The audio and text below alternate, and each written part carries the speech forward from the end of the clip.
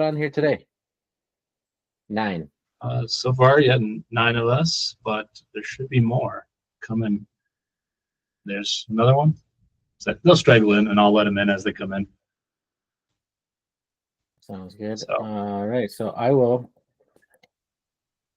Oh, gotta do it all the way around first. Share my screen. This one.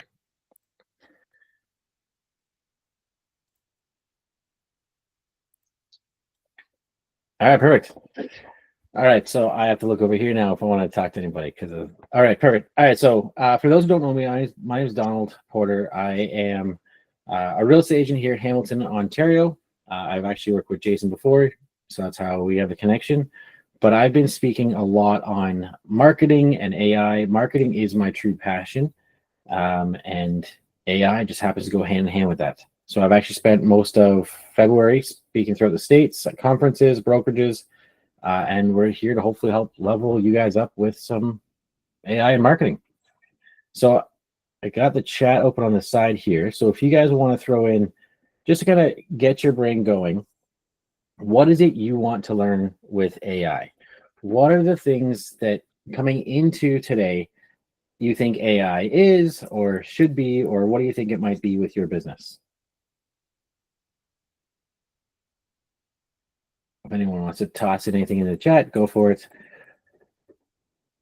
Also, my QR code's there if you guys want access to my Blink. There's a bunch of AI apps on there. I have a few sponsorships, and I have a new one coming out next week, or actually this week, I think it is. So follow the Agent League if you're on social media. Give us a follow, and you can see. Are we just to double check? Are we recording now, Jason? Yes, we are. Perfect. All right, I'll get through to it. So while you're thinking about what you want AI to be or what you think AI is or should be or how it could work with your business, that's the big focus I want you to think about today, because I want to challenge you to think even bigger, but also to direct your thinking. No, AI will not just open up doors and instantly bring you leads that are not even leads, but referral quality. Everything with AI is there to help elevate. So this next video you're about to watch, all of it, with the exception of 5 seconds, was all done with just a prompt.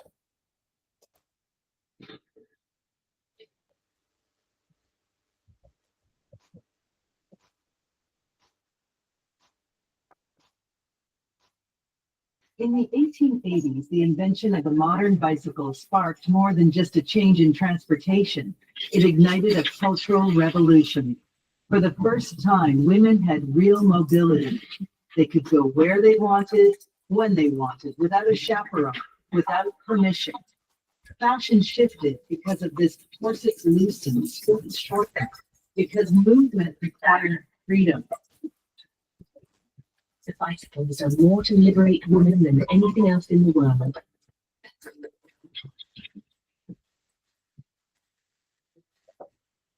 And now, more than a century later, the new tool is breaking boundaries again. Artificial intelligence. Like the bicycle, AI is accelerating freedom, but this time it's something creativity. Imagine a world without limits, without boundaries. A world where AI isn't replacing the human touch in marketing. It's amplifying it. From content creation to personalized campaigns, it's helping us move further and faster. This isn't about working harder. It's about working smarter. The future is not going to wait, and neither should we.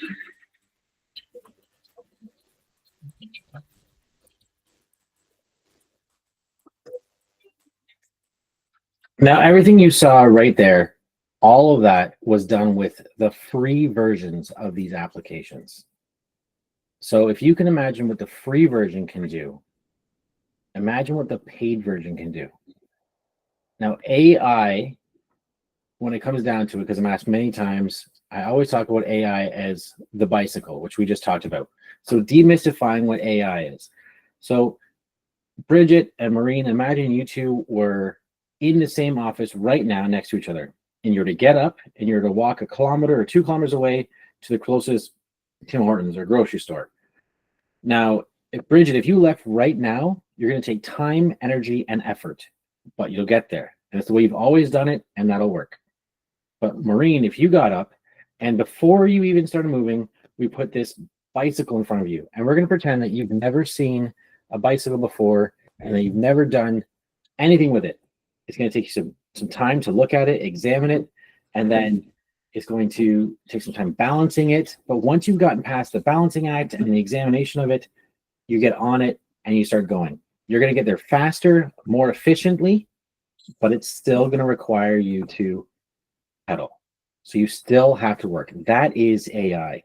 Yes, you can do a lot more things a lot more efficiently, but you still have to put in the work.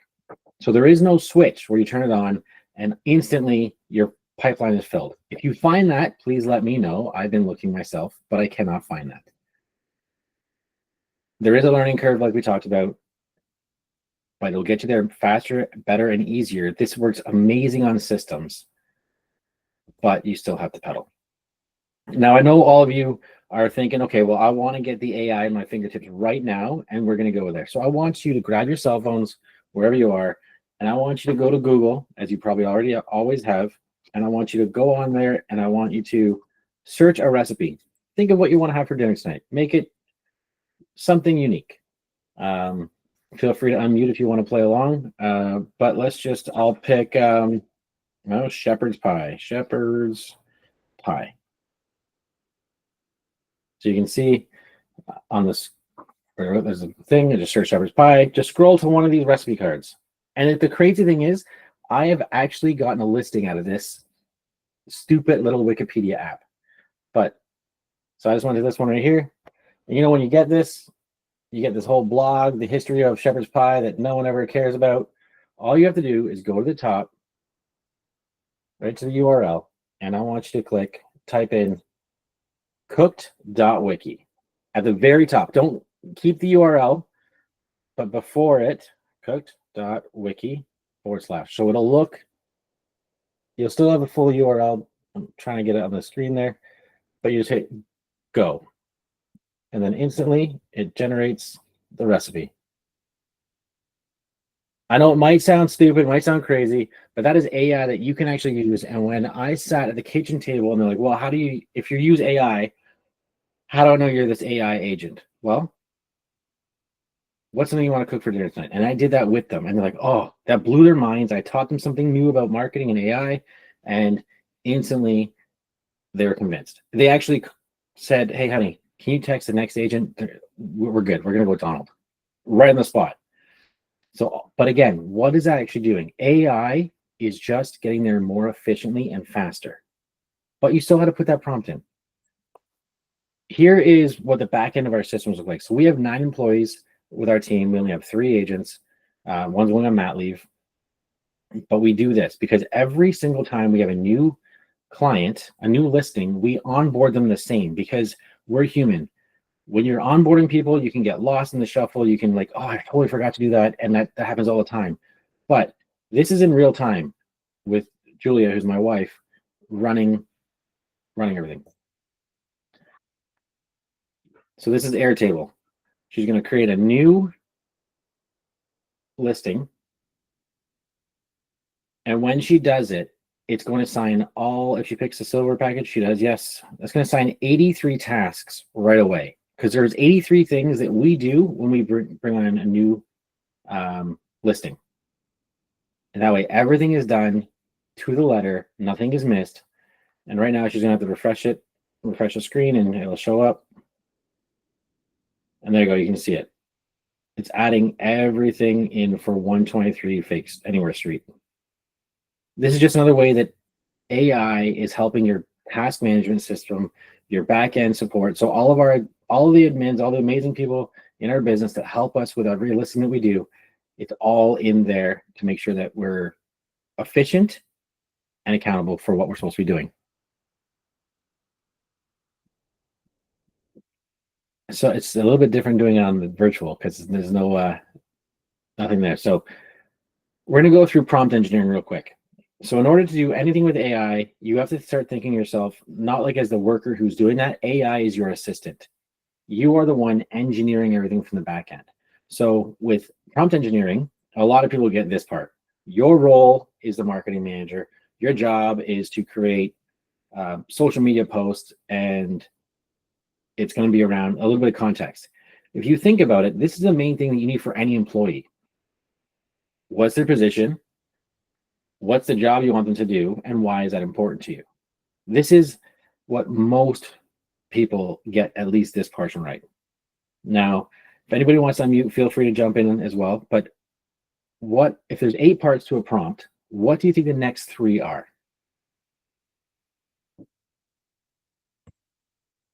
Quiet group today. All right, voice, tone, and style, also known as your persona.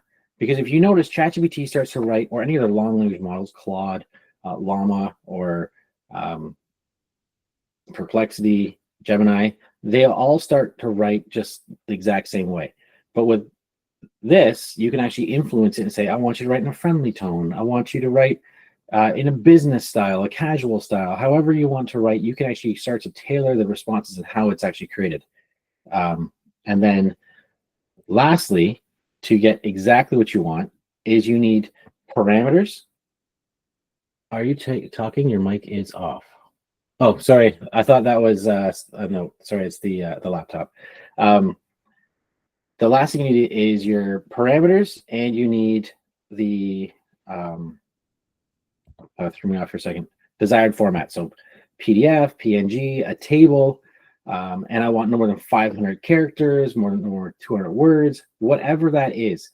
So when you have this, it'll all keep everything aligned, and you can get a predictable response. If you don't have this, then ChatGPT starts to what's called hallucinate, or any long language model starts to hallucinate, where it just gives you what it thinks you want, but it's probably too much. So if you think about listing descriptions, you want to tell it how many characters that we're allowed to do on our board. Otherwise, it'll give you a novel on 45 Fake Street, and it'll just keep going like crazy.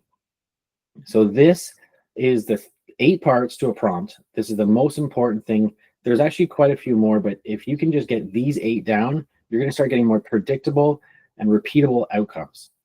And where we're going with this is I want you to start thinking as a prompt engineer to make your life easier. It might take me 2 hours to create a prompt, which is insane if you think about it. But the idea is now I can give this to my admins. Now I can give this to somebody else, my spouse or whatever, and I can have them start to punch out the information for me. I'm making it easier, faster, and more efficiently, so I can use those prompts every single time.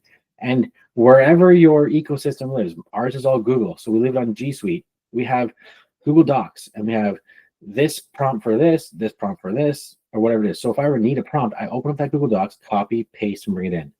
Now you're probably thinking, what about, like, you can't do that for every single one, because I'm going to sell a bungalow versus a townhouse or an apartment, that you can't have the same prompt, but yet you can. And I'm going to show you right now. If anyone has ever done any kind of sequences or email campaigns, you're going to be used to the placeholders. So that would be those curly brackets right beside the P on the keyboard. You can actually just put in house. So as you're talking, you can have it as a placeholder for house. So your role is a professional marketing manager.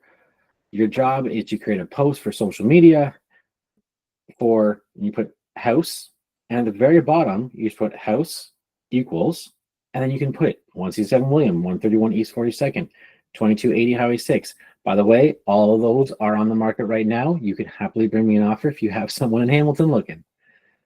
The thing is, with those placeholders, you can now just take that parameter and leave it into the main prompt, and all you have to do is at the bottom, house equals, and you put it in there. Region equals Hamilton, Flamborough, whatever it is. Neighborhood equals Sunning Hill, whatever you're looking for, Brant Hills, you can put all that stuff in there. Bed equals 4, 3, 2, 6. Maybe you got a 6-bedroom house, right? You can put all those, you can start creating all these placeholders, so that way, whenever I send anything to my team, use this prompt, house equals this, bed equals this, bath equals this, all all that variables are so easy now. You can throw that in a text message to somebody and they can do it. That's how, when you start building prompt engineering, you can start creating these things in advance to make your life easier. So let's take a look at one. You are marketing manager for company. Now this might stay the same. This company might be for, I don't know, Jason Murdy Homes or whatever it's called, right? You are marketing manager for. Your task is to write an article to be published to social media, both LinkedIn and Facebook. Today, you are writing an article about listing, which is located in city. This house is unique because it is feature. Highlight this feature and how it is market performance, thus making it a great time to look into this property should you be considering something like this in the near future. That stays the same. If you think about us as real estate agents, our role is always, this is the best time to buy. Well, you said that last year and the year before and the year before that, because our job is to keep the market moving. Now, the first role in creating this article will be to use the bullet points, no more than 400 characters per bullet point, in creating an outline. Before you begin writing this article, please ask me 3 questions, 1 question at a time, that can help you write this article. For all responses, use persona for voice, tone, and style. So if you look at the bottom, company, the agent link, listing, 7711 Green Vista Gate, Penthouse 2. I have that on the market as well if you have anyone in Niagara. City, Niagara Falls. Feature, brand new luxury penthouse suite overlooking the golf course. Market performance, with the oversaturation of condos in the marketing right now on the market right now, this is the perfect time to lock into a premium suite with over 1,700 square feet. Persona, use Donald Porter's persona. So I've actually built my own persona and saved it into ChatGPT. You can do the same thing as well. The way that I always do it is if you think about a GPS, it has 3 satellites in the sky to find out where your car is. Well, unless you have over 100,000 words written, you're going to have to use somebody else who has 100,000 words written. And if you can see my background, I have a ton of books back here because I read like crazy. And all these authors have over 100,000 words written. So why not try and get ChatGPT to identify you, ask you a series of questions to pull out what 3 authors and professional writers sound like you, or you sound like, however you want to look at that. It's not because you want your content to sound like Simon Sinek or Brene Brown, but it's because the way that you would professionally write is much like how they write. There's some overlap. And again, I use 3 because I'm not going to have everything written like Grant Cardone or whoever I think I might sound like. Everyone good so far on this? Just for reference, Gemini Advanced. No, perfect. Yes. Amazing. Yeah, Gemini is fantastic. We actually use Gemini through all of our Google Suite. So it is a fantastic structure there. So, Sorry, just to interrupt. So essentially what you're saying is if you build an AI system to sound like you, when you're done, like when you come to like the big meat and potatoes portion, you're just doing data entry and letting the AI take over the creative. exactly. Yes. Yeah. So when you put in, if I would put this in there, it already knows my persona, which is your voice, your tone, and your style. So the output is going to sound more like me and less like a computer. Yeah, so Right. I use Sentra currently, and I have a persona, but I do really appreciate the fact that you're asking it to copy and give it 3 writers to mimic their type of style. But I do find that the writing it creates is not where I want it to be. So I use it as a base, and then I end up going in with my own style of writing to change things. So this would actually be really helpful to skip that step. Yeah. So actually, you are hitting on something that I love because I was getting there, and that is that AI will only take you 80% of the way, right? It's that pedal part. You still have to pedal. You still have to balance. Doing these prompts is very much like the balancing portion of it. But as far as the pedaling goes, when I have any of these answers out here, I copy and I paste it into Google Drive, Google Docs, and then I edit it from there. And we're going to talk about AI thumbprints and how to remove those because they are actually hurting your algorithms right now. That is definitely something we'll be touching on. But everything that you mentioned is fantastic, but you should change 15 to 20% of it. At minimum, 10% has to go. Hopefully that adds some clarity. Now, EDA for real estate. You can actually take your board data because it reads CSV files, it reads PDFs, it reads all those things, and you can drop it in. So this is actually live data, or not live, I guess it was a month ago, data for Markham. Because I had an agent reach out and they're really stuck. So I had dropped everything into, I have not done DDA inside Gemini, but with ChatGPT I have. And there's so many of them coming out right now. So the hard part with this AI revolution that's happening right now is you have to almost imagine a horse race. And we don't know which one's going to win. Just like in the 90s, you had Blu-ray and HD DVD. It was kind of hard to tell which one do you want to buy, a Blu-ray player or you want to buy an HD DVD. It was hard to figure out which way you were going to go. Eventually, one took off. So right now, yeah, Gronk has a lot of great things that come out, but there's a new release coming up very shortly for ChatGPT that might take that ahead. Gemini is very quick at moving in the background, and they have a lot of great tools for within their own apps, like within their sheets, within their presentations. So I would say that when it comes to Gemini, it works extremely well in the Google atmosphere. If you don't use Google Gemini and you want to try and use ChatGPT, this is what a graph might look like. But here's how you get more accuracy. Read the following CSV file, reply only with read when done. The big trick with any of these long language models is if you try to get it to do too many things at once, it will hallucinate. It won't know what it's doing. So I find that by using the read prompts, get it to do one thing and then move on. Remember, this is your assistant. Imagine talking to a very, very smart 7-year-old. Okay, I want you to read this and then we're going to talk. But if I say read this and go do this, it's going to be like, okay, I kind of read this and I kind of did this. I didn't do anything well. So read it, reply with read when done. And don't be afraid at this point too, if you've given it a ton of data, ask it questions. Ask it for the median sale price. Ask it for any anomalies. Ask it for, if you have in the chart that you've given it, houses with pools and houses without pools. What's the average price for houses with a pool versus average price without a pool? I use this all the time when I'm going to a unique property, especially rural properties where it's like, well, this has a huge outbuilding. Oh, I don't know how am I going to price this thing? I can obviously use the old archaic ways, but I can also use AI to say, hey, houses with a barn have sold for this. Houses without a barn have sold for this. Whatever variables you can pull from your board. It doesn't pull all the pictures from every listing. It will pull whatever you have on that main spreadsheet.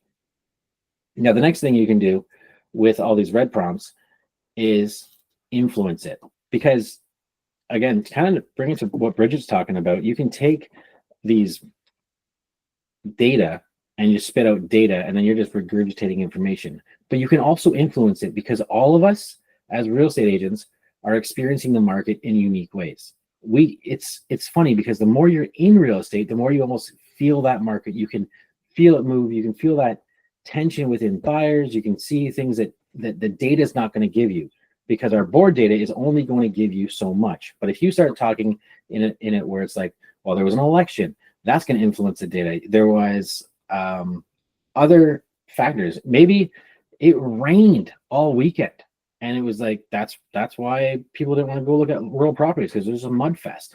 You have those kind of things in there. You can actually knowledge prompt into the data sets. So actually when we were running through all of these things, where I discovered in the last 12 months we were doing rate drop, right? And everyone's like, okay, the best time to put the house on the market is the week of the rate drop. No, actually, the data says that the week of the rate drop is when most of the houses went sold. So hypothetically, you're thinking, oh, that's exactly what I said. But it's not.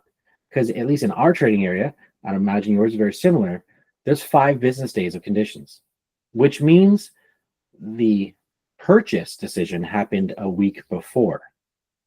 So AI actually helped me realize there's what's called anticipatory buying. If I want my house to be one of the few houses sold that week, we're going live 2 weeks before the rate drop or the rate announcement because then it's up for a week. And then that following week is statistically the hottest week for making a selection. And then the week after, when it's gone firm, everyone's putting their house up in the market and you're increasing your supply even more. So that's where knowledge prompts can come in. when it spits out what date did a lot of these things sell at, it kind of comes in, oh wow, that's a lot within this week. Now add a knowledge prompt.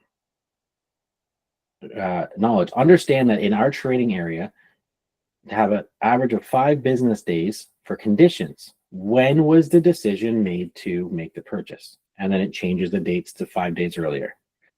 Right. So it's these knowledge prompts are things that you can educate the LLM, the long language model, large language model, to really give you a better output. Now, these are some tools in my business. It's not just a ChatGPT that's in there. There's Notebook LM. It's fantastic. It's probably one of my favorites to just take a whole lot of information, shove it through Notebook LM, and then give me a 20-minute podcast while I'm on the elliptical every Monday morning, trying to get ready for my summer body. It's still work, but I do love chips too much. But it gives me all of about 9 hours of content, drops into 20 minutes of the nuggets, and then I can go. There's a ton on here. I'm going to highlight a few that I have some sponsorships with. If you grab my link at the beginning, they're all on there. And most of my sponsors, when I pick them up or agree to work with them, they are to send whoever it is back. I don't care if I get 50 cents or $1 for someone signing up on these things. I'd rather try and give you either my subscription or give you kickbacks. So Cubicasa, I'm going to use the placeholders so you can kind of get used to it. So Cubicasa is the first one. I use this all the time. If you don't, it's an amazing app for $20. I actually get the $10 upgrade so I can get the GLA report, but this will give you floor plans off your cell phone. And I can do one in about 5 minutes, and I can scan the house, and the client's like, there's no way that worked. Yeah, I'll scan the house with my cell phone in 5 minutes. 12, I think, is my maximum amount of time for like a 3,000 square foot house. And then they're like, oh, well, Donald's already kind of done that for us. Let's just work with him. Right? So Cubicast is fantastic at scanning the house. Your photographers probably charge you $100 to $150 on this. I've been using this since 2020. The app was released in 2019. Designer at the top there, that is like Canva and Flipbook had a child, and it gives you this amazing brochure. So I want you to start thinking in the fact of like digital assets and giving to your clients. How do you make information, make it accessible without printing off tons of books? I don't have a buyer book beside me, but we have all these hard copy books we like to give out at open houses. But what about giving them a digital asset where they can scan a QR code and then you can give them all the information? Because as we know, things change all the time. In my seller's book, I have a whole thing about exclusives. That's all changed. There is a company on my link called First List. I know Kingston's already pretty big on it, but it gives you access to the off-market stuff in a compliant way with Tressa. But with Designer, it's a good way to give you like these flip books. Opus Clips, this is great. Anyone who's doing a long-form video content, take it and drop it down to Opus Clips. It'll start segmenting it. It'll do the automatic video editing, and it'll rate it for social media, which is ultimately where you're going with it. If you do a lot of Zoom meetings or you want to do that kind of stuff, I would also recommend Riverside. I don't have it on here, but Riverside is a good way to do it. And then it'll have Opus Clips built into the back end of it, which is really nice. It's basically like Zoom. Riverside is like Zoom for podcasters or business offices, but it also runs this. Another one on the side there. This one's crazy, but if you scan this one, you get a free week on my Blink. This is called Gymverse. My own personal trainer is an AI, and you feed all the information. After 2 weeks, it starts changing the routine on you, so that way it targets the muscles that you're probably not excited to work with, which sucks because right now it's my core and I hate it. But it's $100 a year, but with mine you get a free week on it to see if you even like it. Again, as real estate agents, we got to stay healthy. Suno, this one's great for music. So if you're on my social media and you see the listings of the properties, and it's like, how is there a country song all about 141 East 42nd? It's all done with Suno. 11 Labs, that's the voice changer. This one, I've got a lot of the video you saw were a combination between 11 Labs and then up to from that is Fish Audio. Like the Transformer guy was Fish Audio. But 11 Labs is great. To Cohere for image generation, that one gets you pretty much a free thing a day.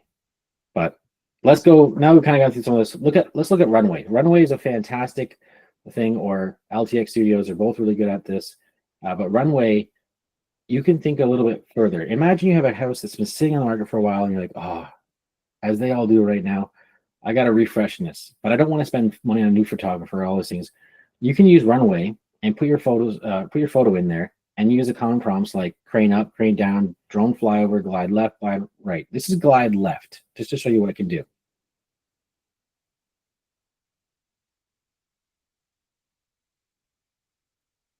So that's glide left with just Runway. So stuff like that within your listings.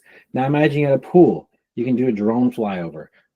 If you have any of that stuff. Now, what about properties that are empty? I'm sure that many of you have used Box Brownie, right? You have an empty listing. Boom, Box Brownie. But why stop there? Why not throw that into Runway as well? Because you can't get a videographer to come through there and add multimedia to an empty unit. But you can throw Runway through and it will take you through the house as well. Right? So start thinking a little bit bigger. Think bigger than what you're actually doing right now and the possibilities with AI. All right, Jason, you're up. Everyone loves this one. This is Thinker. This is an AI agent. So Jason, I sent you the phone number and you might want to come put yourself on camera and you can actually phone that number and so act as if you're looking at buying a property. This took me about 20 minutes to put together this app, but yeah. Yes, I sent it over to Bridget. So well, Sure. Bridget took the example. All right, Bridget. All right, so you're calling and you just pretend you're a homeowner. And then at the end, ask to speak to me. I'm going to take my phone off do not disturb mode.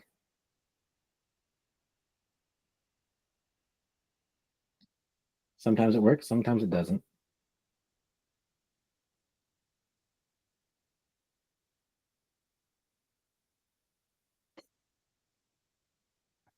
You can even throw it on speaker if you want. Unless if your mic will grab it. So this is Susan from Porter and Associates with Remax. How can I help you today? Hi, Susan. My name is Bridget. I'm calling about a house that I saw a listing for. Thank you, Bridget. Could you please share the address or any details about the house you're interested in? This will help me. What address do I give? Whatever you want now. I don't know. Just say you want to buy. You want to sell a house. I actually am looking to sell a house. Got it, Bridget. You're looking to sell a house. I can connect you directly with Donald. Would you like me to transfer the call to him now? Yeah, that would be great. Thank you.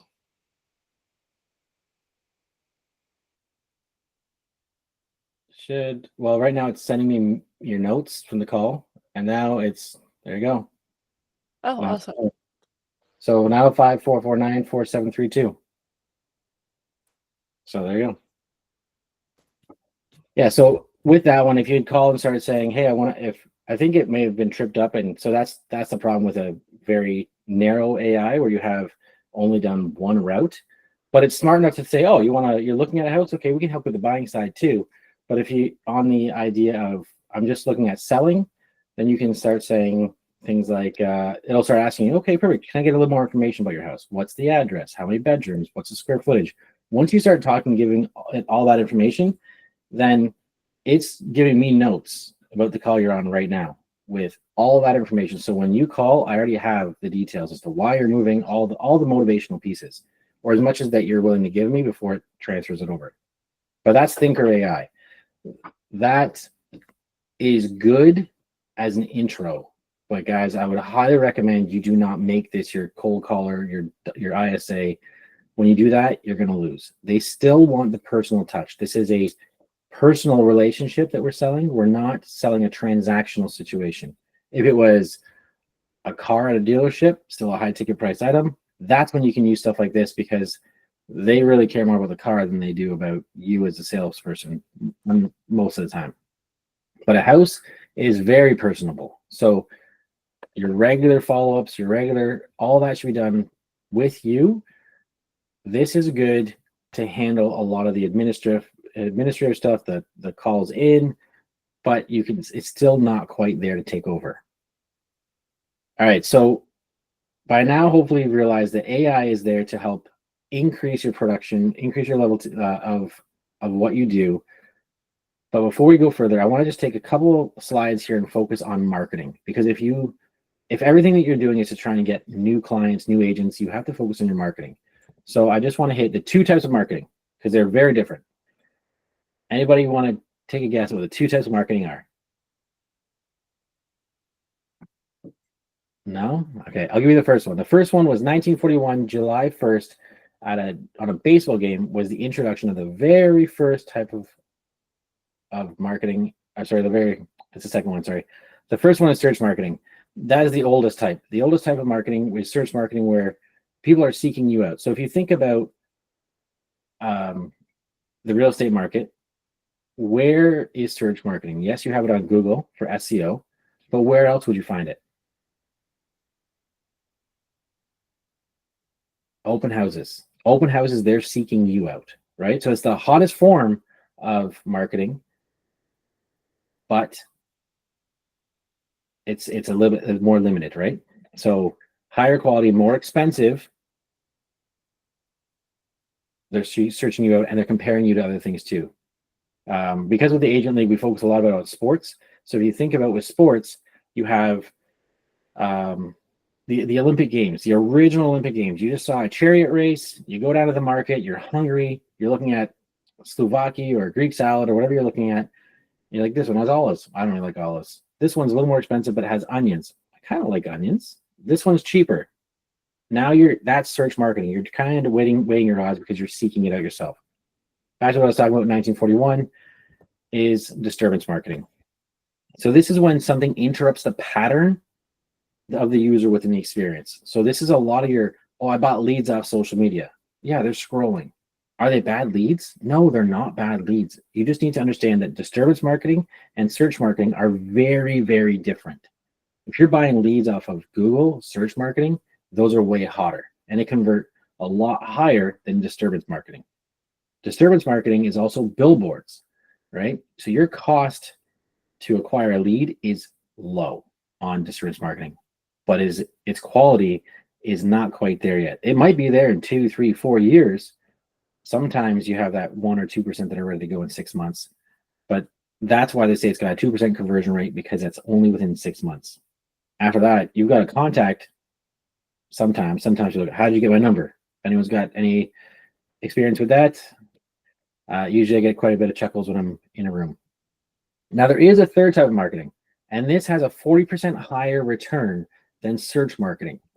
This is called owned marketing. So if you think about it, everyone's like, oh, why would I bother the rest of the stuff? Because my sphere and my contacts, those are my best leads. Yeah. Statistically in marketing, that's 40% higher than search marketing, which is already better than disturbance marketing. So you can kind of see the way things are going. So with AI, you need to make sure that you're targeting people where they are. With disturbance marketing, you're getting them in the I'm not even aware of my problem yet. Search marketing, they are problem aware, but they are looking for a solution. So you're capturing them in the solution stage, right? And owned marketing, if you have segmented your database right, you can start talking to them even more niche down, because it's never the best time to sell if you're an upsizer and a downsizer. They are the opposite sides of the market. So you can't say, oh, as upsizing, this is the best time to sell. As downsizing, this is the best time to sell. No, which is it? Because if you're downsizing, you need that gap between the 2 stories, let's say, in the bungalows or the apartments. There might be some gap right now between a 2-story and an apartment, but a 2-story and a bungalow if the gap is large, it's good for downsizing. If it's pretty narrow, it's fantastic for upsizing. So owned marketing, if you segment your database properly, you can actually increase your return a lot better. If you haven't segmented your database, don't worry. There is ways around it. You can send off an email to all of them and say, look, I just want to add more value to you this year. If you could take the quick 1-question survey below, that'll help me out, give you a better result. You do that, and it'll segment your database for you. We'll get more into segmenting in a second. But let's go through the evolution of marketing. So the very first style you have is newspapers, radios, TVs. We're all used to that, right? In the 90s, you're like, okay, these are the spots where everyone advertises. Anyone want to carefully unmute and maybe guess where we are now? What do things look like now? Or toss in the chat.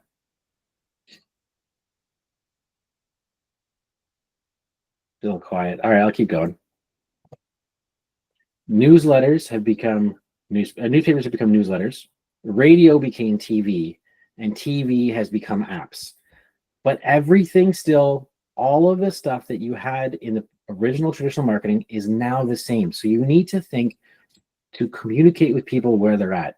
If you think about the TV stations, everyone knew that a radio, that a commercial, if the commercial came on and the TV syndicate found that you were bouncing off that show too often, it would cut that commercial in half. That's why we got those like 30-second commercials turned into 15 seconds, because that was an underperforming commercial, making people bounce from the station, and that they wanted to limit it. The same thing with apps, guys. Apps are the exact same way. If you have someone on Facebook or you have one on Meta and you're asking them to launch from that somewhere else and they're bouncing off of your post, that is the same kind of thing. Now, I don't want to run out of time because we're kind of going through here pretty fast, but we also have to think about the consumer, because the consumer has changed as well. Before 1995, we had the uninformed consumer. We didn't have the internet back then, at least to the power we have now. So we had the uninformed consumer, and people like Grant Cardone made their fortune off just educating their clients. But then with the internet, we have the educated consumer. And now we have the entitled consumer, because everyone thinks that they can do our jobs better and easier. Oh, you just put it on the market and it sells automatically. They all think that way now. And so you have to reach people as the entitled consumer. You have to change your marketing. So what does that mean? You have to educate them on your ways, and you can't just educate, you have to guide them, because they're a lot more sensitive, these little entitled individuals now. So you have to guide them with your methods, with your education, and at the same time throw different forms of marketing and neurolinguistic programming to carefully cradle that little baby lead into a client. And then also when you have them as a client, especially as a seller right now, and especially as a condo seller, you have to really educate and cradle their emotions and feelings that they're not getting what they got in 2021, 2022. All right. And as you're doing the marketing, this goes without saying, is the 5 stages of marketing, because this is the biggest trap that I find everyone fall into. 1, uninformed optimism. They look at AI, or they look at that shiny object. Oh, Jason's doing great on social media. I'm going to start doing that. It works for him. It's going to work for me. So you're uninformed. You're optimistic about the situation, but you're thinking, let's try it. All right. And then they go to the second one, informed pessimist, because you're working it. You're thinking, oh my goodness, this is not as easy as Jason makes it look. This is so difficult. So you become pessimist because you're working and it's not working. And then we have what I like to change the name to is the days on market desert. It's not working. You keep working, but it keeps not working. It's just, oh, this is a waste of time. Why am I even doing this? It's almost like an overpriced listing. Just get it off my hands at this point, right? Because you keep working, it's not working. So what happens? Most agents will pick their head up out of the stand and be like, oh, look at that shiny object over there. I'm going over there now. And they start at one and go all the way through it, and it's a crazy spiral loop. But what happens if you keep working it?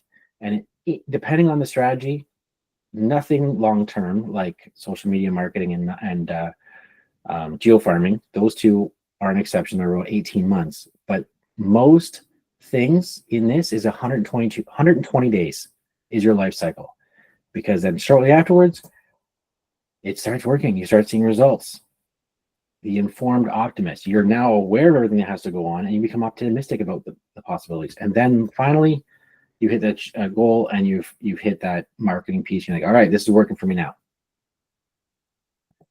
AI and automation, because they are different. And most of the time when I sit down with an agent and they're saying, I need all your AI, I just not your AI. I'm like, no, you actually probably need more automation than you think.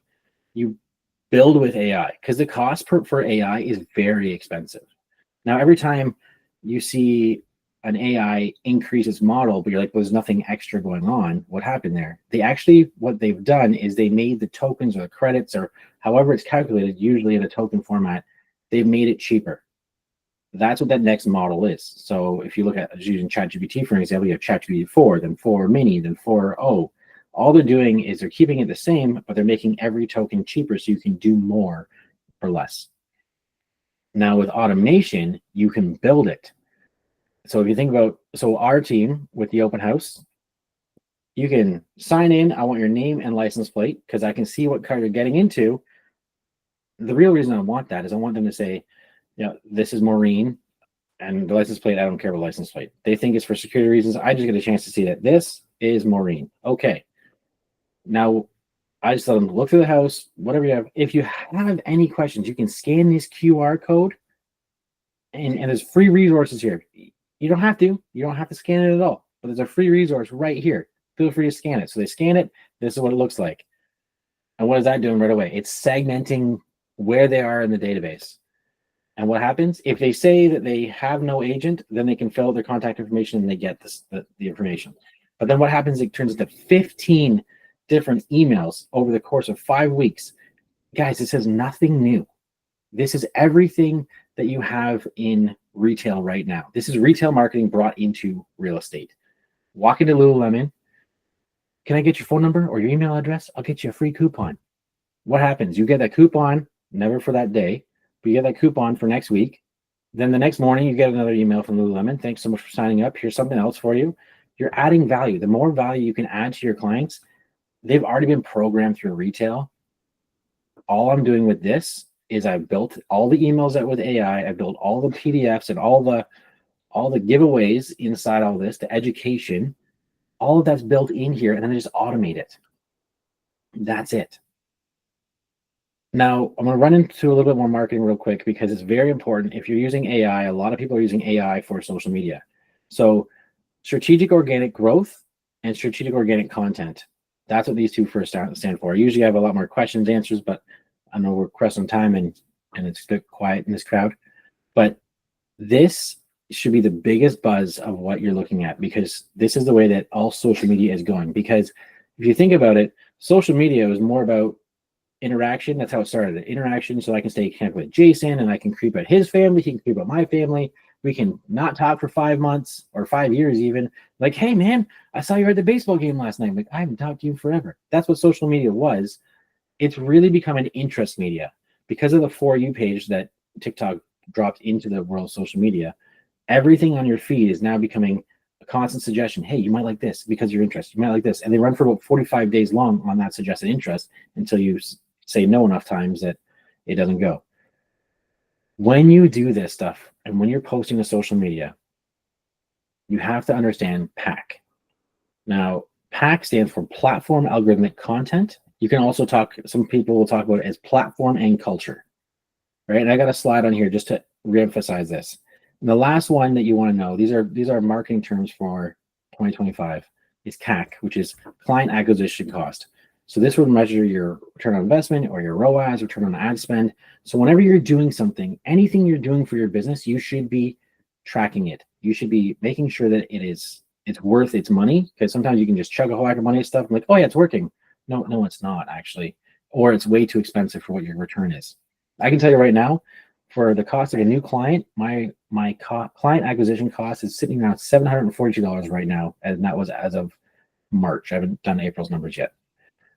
So having the number and detail on this, so you know what works, where it works, so that way you don't burn out with lost causes. Now, to understand PAC better, in one image, there you go.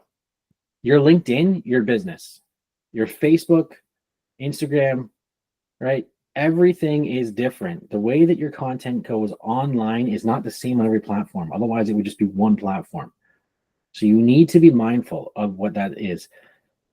And then also, just for fun, you got your realtors in 2022, a little extra filters, the little extra love. All right, so this is Kai. I don't really have a time to go through all of it, but this is with social media, you're either entertaining, you're entertaining, giving information or education, or you're offering advice.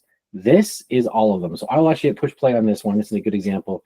But Kai stands for K, which is a strikeout in baseball, because I love sports, and AI.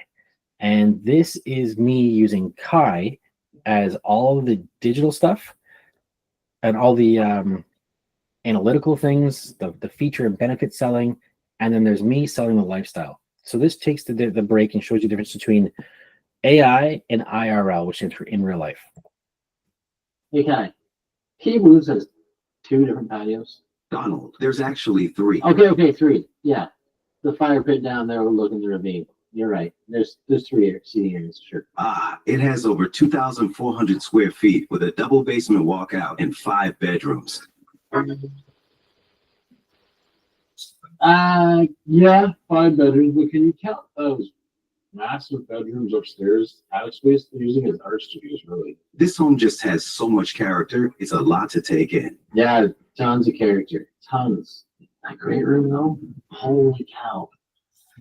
I fall in love with it every time. It's just so relaxing. Yeah, feels like a cottage. It's peaceful. 254 Western Avenue, Delhi, with Donald and Kai.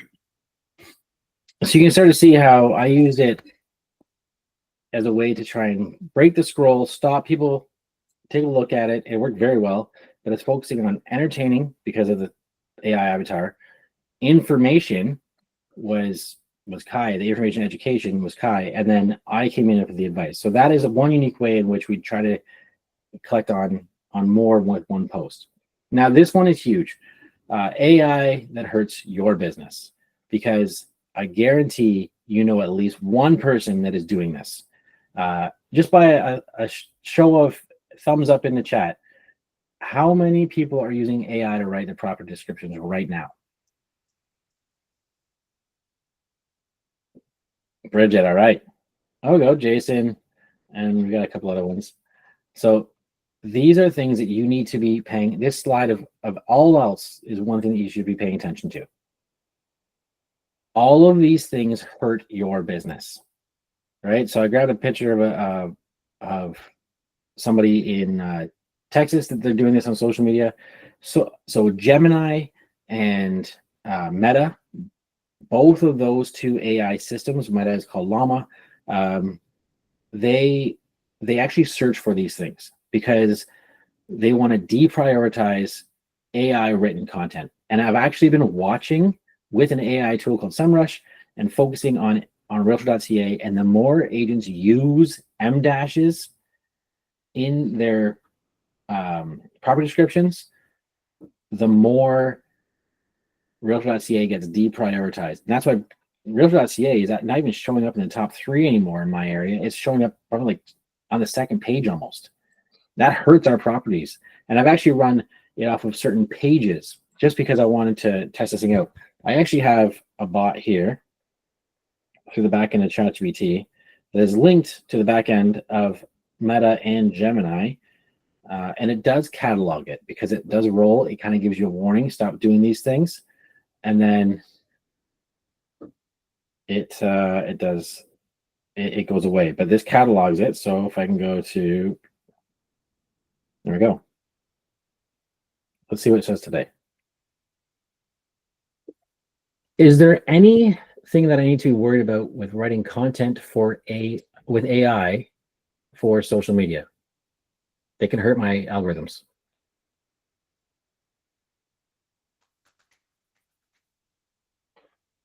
Yes, there are definitely a few things you should watch out for when using AI to write social media content. Meta, especially Instagram, has gotten really good at spotting AI-generated text. If your content feels too polished or lacks authenticity, it might not perform well. Specifically, if your captions have things like M dashes or certain perfect patterns in emoji use, your posts could get deprioritized in people's feeds. Another thing is hashtag formatting. If you capitalize each word in a hashtag, like writing best day ever instead of best day ever, it can flag your post as AI generated. That can hurt your reach too. On the Google side, if you're writing blog content or anything searchable, Google is using advanced tools like Gemini to detect overly polished AI content. If more than half of a page is flagged as AI written, your page might get deranked. And if you're running ads, you could end up paying more. Would you like me to also walk you through some quick ways to make your AI? So how many people right now in the chat, that is the first time you've heard of it? Anybody? Thumbs up or whatever you want to go with. There we go. Yeah, perfect, Bridget. So, Bridget, back to our conversation, what we were talking about before about having to change things. that is why you need to change things. You cannot rely on AI to do everything. Like I said, it's 80%. You do have to change to 20%. So the things that emoji thing, let me just check and see what it says here for emoji. Sometimes it gives me examples. It did not give me an example. That's new. That is this week. That is not something that was there last week. So the emoji, I'll have to do some digging on that for us and figure out what's going on. But start off right away with M dashes. I actually sent a picture to somebody who didn't use me as their agent, which is fine. And they're like, how come I can't even find my own listing on the page? Well, there's realtor.ca, right? And it's right. I'll zoom in so you can see it. There's a couple of them, but between patio and perfect. That's an M dash between patio and perfect. So you have people writing with AI and it's getting deranked. So this listing, because the agent used AI to write it, and there's AI thumbprints in here, and it's been on the market longer than however many days it's been on the market for that Gemini caught it, it has delisted that page, making that listing harder to find, which is kind of counterintuitive to what we're doing as real estate agents. So there's some little heads up for you. Now, starting, I think it's this week or next week, we have Llama Behemoth coming out. That is changing everything. If you are running ads, if you have an ad agency that you're paying, please have a conversation with them next week or at least by mid-May, asking what are they doing with your ads, because all the ads by mid-June with Behemoth in place now are changing completely. They're going to the Advantage Plus section, so the targeting will be even more difficult. Again, back to what I was saying earlier, it's more of a influence media, right, or interest media, not social media anymore. All right, so next, we're going to finish it off real quick, and I got one more thing here to help you with just kind of summarizing up AI, and then we're going to go into AI as a threat real quick. But elevate the client journey. Everything that you do, just elevate your client journey, right? So give them what they want. So one of the things I had on there is answer the public. I use that all the time. So I can search. I just wrote a blog 2 weeks ago, maybe 3 weeks ago now, on Costa Rica. I have no interest in, why would a real estate agent in Hamilton, of all places, write about Costa Rica? Well, in Ontario, 1.3 thousand people thought that it was interesting to search buying a house in Costa Rica. That was what people were searching 1.3 thousand times in Ontario for the last 2 weeks straight. So, all right, people are searching that. Why don't I answer their questions? Because guess what? A lot of them are probably boomers and they got a house to sell too. Even if I can't sell them the house in Costa Rica, I can still get their attention. I've already got a home evaluation from that blog. I posted on LinkedIn because LinkedIn is searchable, as well as our website. I'm not sure which one they came in off of, but I already have a listing presentation from that blog that I did 3 weeks ago. If you're on my LinkedIn, you can tell me exactly when I did that. I lose track of the weeks, right? So tools and systems, we kind of already talked about that. Like, you are a business. You're the CEO of a business. Change equals opportunity. So use the change in technology to help your business out, to be smarter, faster, and more efficient. Enhance your communication, right? Don't just do what you're going to say, prove it. So this is an example here of our listing report.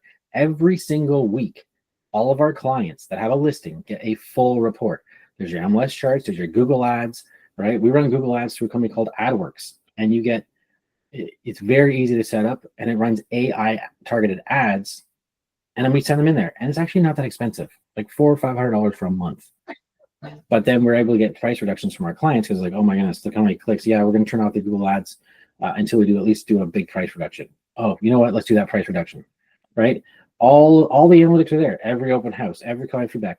Not only are we showing that transparency, but you know what that does for me? I've got clients that I have not talked to in 2 months. And that sounds horrible to say, but they haven't had showings. I've told them they're overpriced.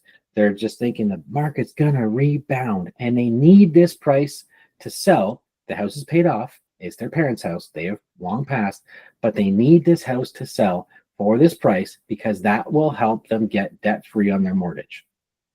Like, how many times have you guys heard that story? But that's exactly what I'm dealing with. And I haven't talked to them in like 2 months because every time I call, Donald, we got the listing report. No one's seen the property, so I'm guessing that there's no offer in hand. Yeah, no problem. Just wanted to give you an update. Oh, we're good. Right, this saves us time. Saves me time all the time. All right, AI as a threat. I'm going to try and wrap it up real quick for you. But AI is a threat because a lot of people will say, well, AI is replacing us. I'm going to be replaced by AI. I can tell you right now, no, you're not, because you have AI and there's IRL. If you think AI is going to replace you, it will.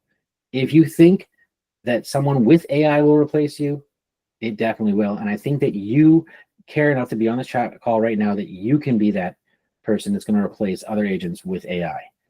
But what if we had an industry that we could look to? Some case study that has already gone through all of this. Well, in the 90s, what about video games? Because when video games came in, it destroyed the toy industry. Right? You think about it, Marvel Comics, they went out of bankrupt. They were saved by Paramount. You have all of them. American Girl Doll went out of business, and in part of their Chapter 11 bankruptcy, they had to sell American Girl Doll toy, the only successful part of that business, to Mattel. Right? You have all these different companies that are going out of business because the video game industry came in and just destroyed the toy industry. Right? They're saying that kids now stop playing with toys at the age of 7. I think I still had G.I. Joes and Ninja Turtles in my hand when I was 12. Right? So if we could just look at that industry for a quick second, and let's focus on a CEO. I will never get his name right, but Jorgen is a CEO. He was a consultant. He was hired in 2004, a family-run business, a family-run toy company, and he went from consultant to CEO. You're like, oh, that's amazing. Go from a consultant. But here's the thing. This is what he inherited. The company was $800 million in debt. In 2004, they reported a net loss of $200 million. He was given 12 months to turn the company around, and the only reason he came on it from a consultant to CEO is because they couldn't afford to pay the consulting company anymore. And to make it worse, it wasn't in North America where you have a little more support. It was in Denmark. So let's look at what this man did for his company when he became the CEO. These are the 4, he actually has 5 principles, but we don't sell toys, so we don't need to order the 5th one. These are the 4 things that we can translate into real estate. So focus on your core products. What is your core product? As a real estate agent, what is your core product? It's not selling houses. It's you. You are the core product, your customer service. Look at Lowe's. Lowe's was the worst customer service that ever existed. Hey, I need a toy. A tool. Oh, it's in that direction. Oh, thanks for the help, tips. But you go to Home Hardware, what happens? I need a tool. Oh, let me walk you right to the aisle. What are you using it for? Oh, you don't actually need this tool. You need this tool, right? Customer service matters. In the age of entitled consumers, this is the only thing that you should be focusing on within your business and how to make it better. If you can elevate that client journey, if you can increase your customer service, I promise you your business will flourish, right? And so I'm sure that none of you have this problem, but a lot of agents have a really hard time picking up the phone. Pick up the phone, have a conversation. Don't be afraid of this thing. You got in a sales industry. You did not get in a text message industry. Build that relationship, build a customer service. The next thing this individual did is he simplified operations. Regularly audit your business. We audit our business every 6 months. Automate, delegate, eliminate. That's what ADE stands for. That is like the story of my life. How do I do so much? Well, travel so much with speaking engagements and then learning all this stuff with AI and then still have a 6-year-old and 4-year-old, which are very busy ages, and spend time with them. Automate, delegate, eliminate. I also run email marketing for a company out in Texas. It's a gym, and I've sold more gym memberships by the end of March than the previous company did in a full year. And it takes me 2 hours a month to do their email marketing, and I get paid $2,000 a month for the job. So automate, delegate, eliminate as much as you can. 4 zones of marketing. At the Agent League, we talk a lot about 4 zones of marketing because if it takes you 3 hours to make one social media post, guess what? Social media is not your zone of marketing. If it takes you 5 hours to get yourself ready to go knock on a door, then door knocking is not for you, unless you really want to get the hair right and it's whatever. I'm not a female that I wear a hat most of the time. But another thing too is strategic partnerships are not a backward step. Now, what I mean with strategic partnership, that could be a team, joining a team, getting a partner, right? There are strengths that you might have that someone else doesn't have that you can join forces with, or talk to a team. Like, look, I have a busy life. I don't want to do all this back end stuff. If you offer decent splits and I think it's worth it, then join. It's not a backward step in this business, right? Batch content. Simplify your operations. How many times you're like, oh, I got to post something or I want to email something and I don't know what to write? Well, guess what? You have 12 months. All you got to do is 12 topics. Take 12 topics. I'm sure you can think of 4 to 5 things each topic that you can easily roll out, right? That's super easy. Make it seasonal. Batch content. I do this all the time, face to screen. I will grab a couple agents, a couple prospects that are all in this similar price category. I'll find a vacant listing and I'll go there and I'll leave their name off. I'm like, hey, I was just at this property. I was thinking about you. Check out this kitchen. I know you were saying that you're looking for something in this price range. What do you think of the kitchen in the background? Anyways, let me know. And I send that video to them.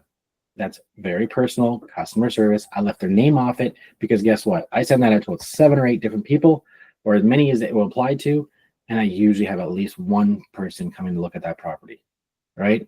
Batch content things and build it with intention. Like I said, it takes me 2 hours to write a prompt, but once I built it, very, very few times do I have to alter or change that. I'm just tweaking a little bit here and there if I find that the output's not consistent. Listen to the customer. They have questions, right? Just like that Costa Rica thing. You can find that in Answer the Public. They got questions. You can answer them. Meet them where they are, not where you want them to be. If they're disturbance marketing, you're not calling them and saying like, let's go sell your house right now. Like, whoa, I don't know what you're doing. Think of disturbance marketing almost like online dating. You're not going to go on a dating app and be like, hey, how's it going? How many kids do you want? That's weird. Not a chance. You're going to back it up. You're going to, hey, I'm going for coffee. You feel like coming? It's a lot softer approach. Meet them where they are, not where you want them to be. Build the relationship. Learn to answer the question before it's asked. If you think about it, a lot of times when we have objections or concerns, most of the times they're concerns, not objections, really. But when we have an objection from somebody, it's because we let it get to that point. The number one thing that people have, that agents have as an objection almost is commission. Well, why don't you hit the commission and tell them that and then build a value around it instead of like giving all the value and like, don't ask, please don't ask. It's going to be asked anyway. It's going to come out. Bring out the elephant in the room, talk about it, give them the answers, and then give them the value behind it, right? Or also a good example of this is we had new builds, at least in our area. I'm probably sure it's in your area too. New builds, if you have the builder's floor plan, they're actually bigger on the square footage than an actual gross livable area because they include portions of the garage or areas that you wouldn't normally have. So we asked this couple, hey, I see you got a new build. It's 2007. Can we have do you have the builder's floor plans? Oh, no, I don't have it at all. Okay, we went out this. Yeah, I guess that makes sense. It seems a bit small. I thought we bought a 2,200 square foot house. I guess it was only 1,800 square feet. Well, 400 square feet was a garage. So, okay, then guess what? 2 weeks ago, we'll buy, and the exact same model, 1 court over, goes up for sale. But they're able to go 2,200 square feet because they got the builder's floor plans. That was a 3-hour conversation with them because the agent on the team did not get ahead of it beforehand and answer the questions properly. He just kind of skirted away from it. And also, if you commonly answer the same question over and over again, template it and automate it. I can send any of you our deposit instructions right now because I'm asked that every time I do a deal. So I just got to go DPINST and my keyboard will instantly send you a link that anyone can go and download the deposit instructions.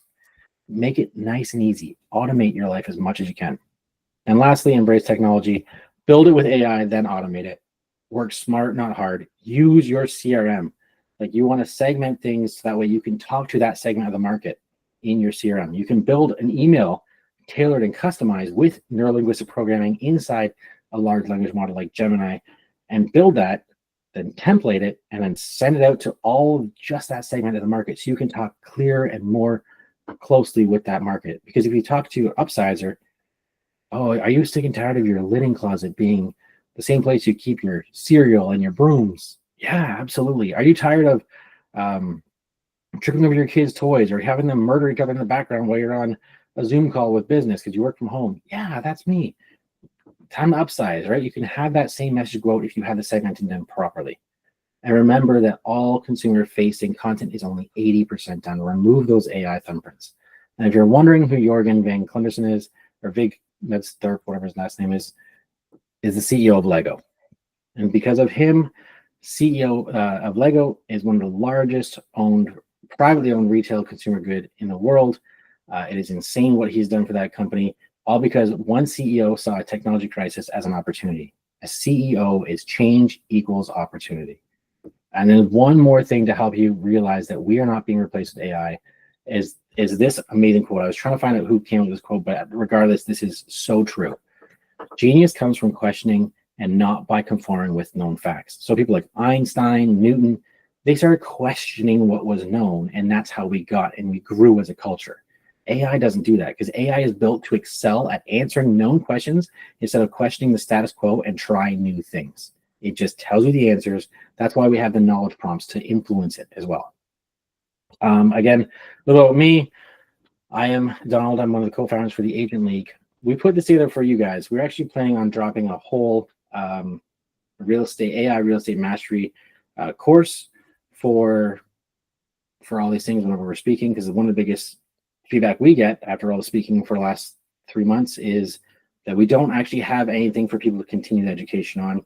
So we put this little package together for you guys, and we thought, hey, since you guys are the first ones into this, as we wait for the videos to get edited by the video editor, we'll launch the rest of it. But this is literally just for you, and only you guys are the only ones going to see this, because by the next time I speak, we should have, hopefully, the package is all built out. It'll be 13 videos in total, tons of prompts, tons of the 13 videos are different modules.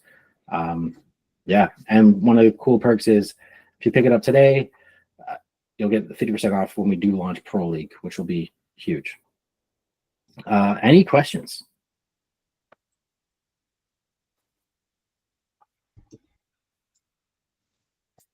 I don't think you're going to get a question. It was very informative. Thanks. Yeah, I did try to. I know we were on Zoom, and it's a little bit different from in-person interaction. And I did trim out a bunch of marketing stuff because this usually goes for like 2 hours, and we kind of flew through it. Anyone got questions?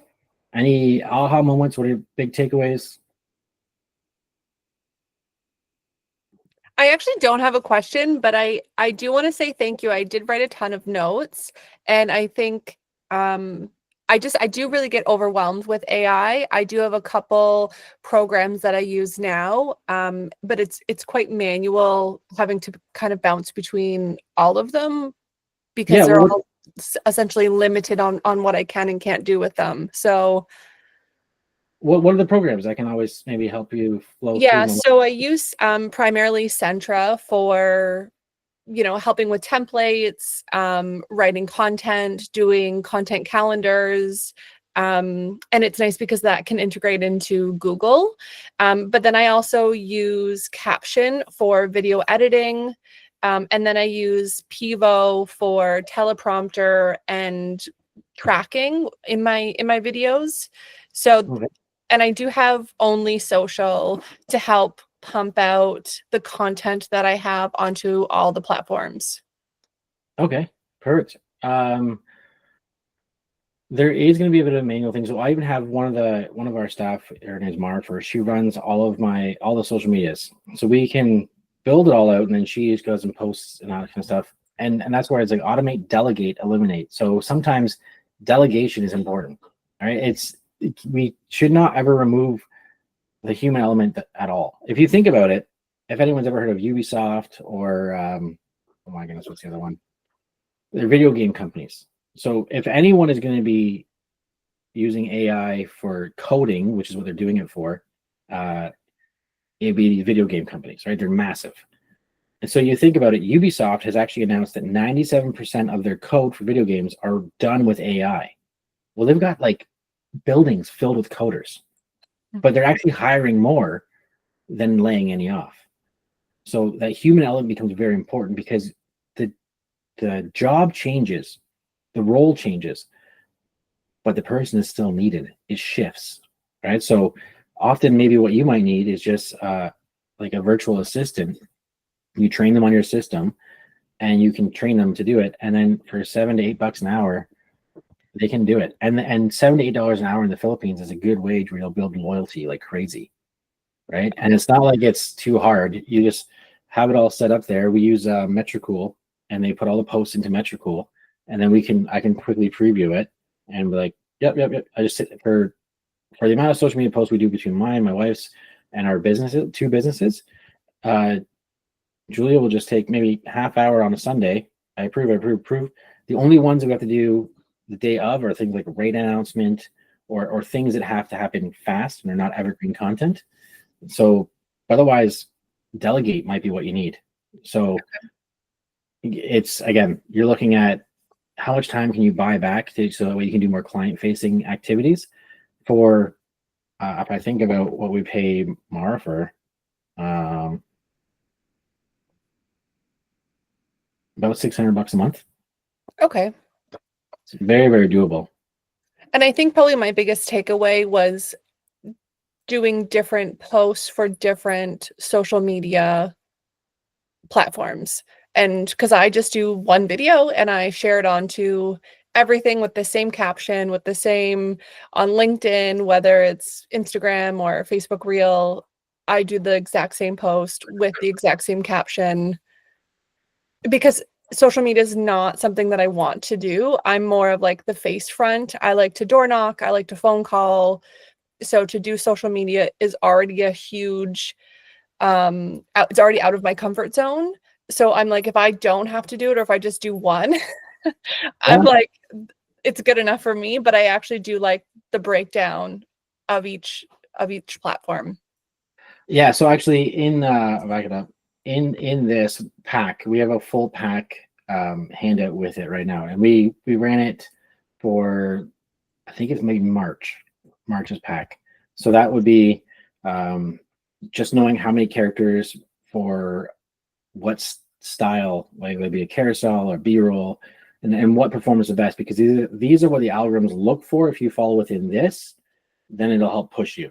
The other thing is what you just mentioned is there are 3 things that Llama has. It's going to give you the client-facing stuff for the Llama stands for Large Language Model Meta AI. All right, so that's what it stands for. But what it actually has in the background of Meta is it is looking for 1, AI thumbprints, and 2, it's looking for too much overlap. So if you have the same on Facebook as you do on Instagram, which I'm guilty of too sometimes, especially when I post it to a reel on Facebook, it drops into Instagram. But Maverick, they have Scout Maverick and Behemoth is coming out. But Maverick, actually, one of its jobs is to see the overlap and then count your views together. So you might have 100 on Facebook and 100 on Instagram. It's not going to push the reach much further because you're already at 200. And the reason why they're doing this, and to kind of give you an insight, and this is my theory at least, if you think about musicians today, bands today, all these record companies are like, holy cow, we give the bands too much influence if we have too many of them. Like if you think about the 80s and 90s, you had how many mega bands that were able to last for quite a while. And then they started realizing, wait a second, we lose money after their second album because the band has too much control. Minus someone like Taylor Swift, right? You don't have very many of them in this day and age, where you had like Backstreet Boys, NSYNC, and Spice Girls, right? You had 3 huge ones right there, not to mention the other ones that were coming out.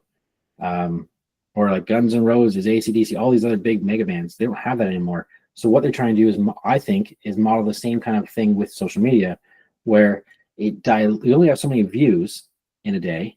So how about we dilute the social media influencers, pay them less by making other people jump up real quick in views, but they're not jumping up too much too often that we have to start paying them. Right. Right. So that's where I do believe that Maverick is pushing that for. And everything that I do within technology and especially with marketing, instead of just saying, oh, this is what they say to do, okay, why would they say to do this? And what does the back end look like? Or why are they telling me, hey, you should remove AI thumbprints on the back end of Meta and get rid of the AI, and get rid of the M dashes? Well, what's the point of that? And then you start looking and reading the other compliances, and I have AI read that for me.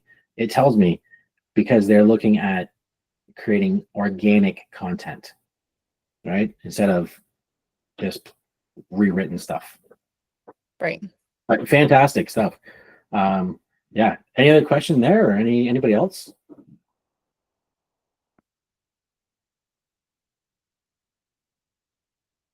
It's a quiet group. Well, there's my blink there. If you have any questions, feel free to scan it. There's a bunch of AI apps that are on there. Like I mentioned, follow us at the Agent League Instagram or on Facebook. We will be dropping the new one. I'm just trying to work out the bits, but I think I have a meeting with them today, in which if I do land a sponsorship, then you're going to get a bunch of credits if you sign up through it. And it actually is targeted towards social media. And the best thing for someone like Bridget, it's social media where you don't have to put your face on it. So it's great. Anything else? Thank you so much. Oh yeah, you're welcome, Jason. And thanks so much for having me. If you have any questions, guys, feel free to reach out. I try to answer my own messages on social media or wherever you want to find me. All right, thank you again. That was great. Sweet. Take care. All right. See you guys. Bye now.